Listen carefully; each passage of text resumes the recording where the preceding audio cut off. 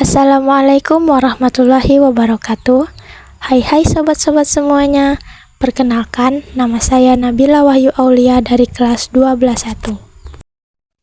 Pada video kali ini, saya akan menjelaskan mengenai kabinet-kabinet pada masa demokrasi parlementer atau pada masa demokrasi liberal, mata pelajaran sejarah Indonesia.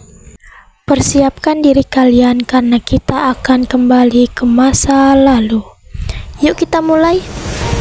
Setelah mundurnya Asad selaku Menteri Dalam Negeri, Natsir mengalami kesulitan dalam mempertahankan partai-partai koalisinya. Desakan posisi di parlementer akibat dari Mosi Hadikusumo atau PMI mengakibatkan Natsir menyerahkan mandatnya selaku Perdana Menteri kepada Presiden Soekarno.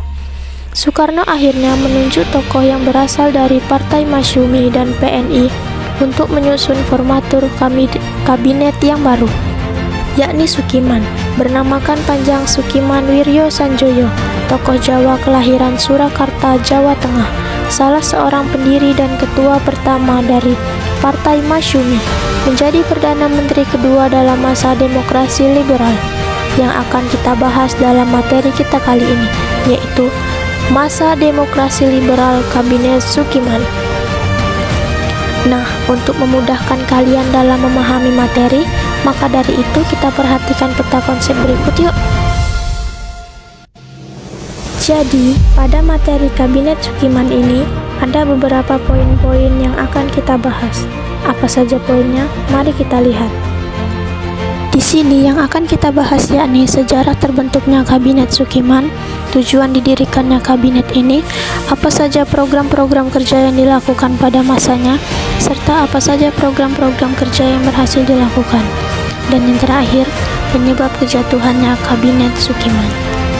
Baiklah, mari kita bahas poin pembahasan yang pertama, yakni sejarah terbentuknya Kabinet Sukiman. Kabinet ini terbentuk pada masa pemerintahan Insinyur Soekarno pada 21 Maret 1951. Kabinet Natsir menyerahkan mandatnya pada Soekarno dan membuat Soekarno mengadakan rapat dengan pemimpin partai, kemudian menghasilkan Kabinet Sukiman. Siapa sih Sukiman Wiryo Sanjoyo itu? Sukiman Wiryo Sanjoyo adalah Perdana Menteri ke-6 Indonesia dan dikenal sebagai Ketua Kabinet Sukiman Suwiryo pada masa Orde Lama. Kabinet Sukiman merupakan kabinet kedua setelah pembubaran Negara Republik Indonesia Serikat atau RIS. Kabinet Sukiman hanya menjalankan masa baktinya selama lebih kurang 1 tahun. Oleh karena itu, Kabinet Sukiman kurang dikenal secara luas meskipun tergolong kabinet besar. Kabinet Sukiman mampu bersaing dengan PNI ketika masa demokrasi liberal, yakni pada tahun 1950-an.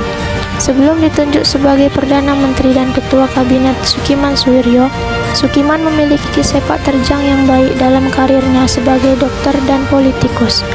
Sukiman merupakan anak bungsu dari 4 bersaudara putra dari Wiryo Sanjoyo. Ia lahir di Kampung Beton, Solo pada 19 Juli 1898. Kampung halamannya terletak kira-kira sejauh 200 meter dari Bengawan, Solo. Di kampung inilah Sukiman menghabiskan masa kecilnya. Ibunya merupakan seorang pendakwah yang aktif dalam menyampaikan kajian ataupun ceramah. Sementara itu, ayahnya memiliki usaha yang bergerak dalam bidang penyediaan bahan pangan, seperti beras dan lain-lain. Dudukan keluarga Wiryo Sanjoyo dikenal cukup terpandang, sehingga dihormati dan disegani oleh masyarakat. Kembali ke pemerintahan, Kabinet Sukiman yang dipimpin oleh Perdana Menteri Sukiman Wiryo Sanjoyo dari Partai Masyumi ini berlangsung sejak 27 April 1951 hingga 3 April 1952. Kabinet ini merupakan salah satu kabinet pada masa demokrasi liberal di Indonesia yang sering mengalami pergantian pemerintahan karena perbedaan kepentingan antar partai politik. Baik, kita masuk ke poin pembahasan yang kedua, yakni tujuan terbentuknya Kabinet Sukiman. Kabinet Sukiman adalah salah satu kabinet penting dalam sejarah politik Indonesia yang berfokus pada peningkatan keamanan dan kesejahteraan masyarakat. Kabinet Sukiman memberikan wawasan mendalam tentang dinamika politik Indonesia di masa transisi menuju negara kesatuan. Itulah mengapa Kabinet Sukiman dianggap penting dalam memajukan negara.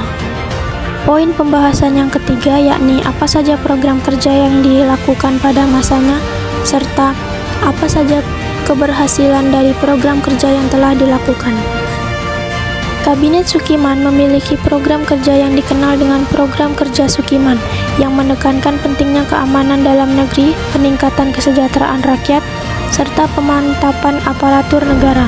Pemerintah berusaha menertibkan keadaan politik dalam negeri yang masih belum stabil pasca revolusi, sekaligus memperkuat ekonomi yang saat itu menghadapi berbagai kesulitan seperti inflasi dan rendahnya produksi nasional. Salah satu hal yang menonjol dari Kabinet Sukiman adalah kebijakan luar negerinya.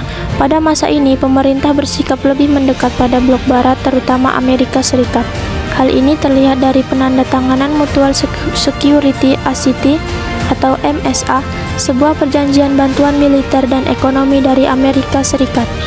Namun, kebijakan ini justru menimbulkan banyak kritik karena dianggap bertentangan dengan prinsip politik luar negeri bebas aktif yang dianut Indonesia. Poin pembahasan yang terakhir yaitu penyebab jatuhnya Kabinet Sukiman.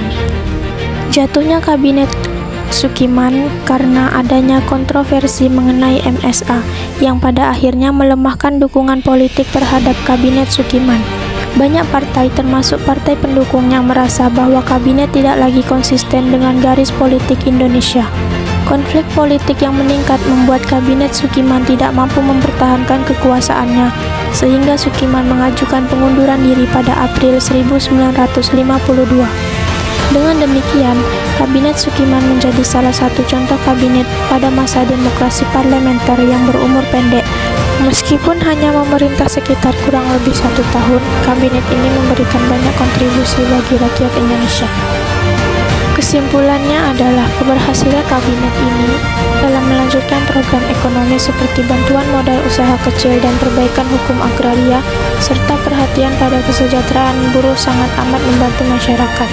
Namun sayangnya kabinet ini jatuh karena skandal perundingan bantuan ekonomi dan militer dengan Amerika Serikat yang dianggap melanggar politik luar negeri bebas aktif Indonesia. Mungkin sampai di sini dulu pembahasan dari saya mengenai Kabinet Sukiman. Jika ada yang ingin ditanyakan, boleh bertanya di kolom komentar. Sekian, terima kasih. Wassalamualaikum warahmatullahi wabarakatuh.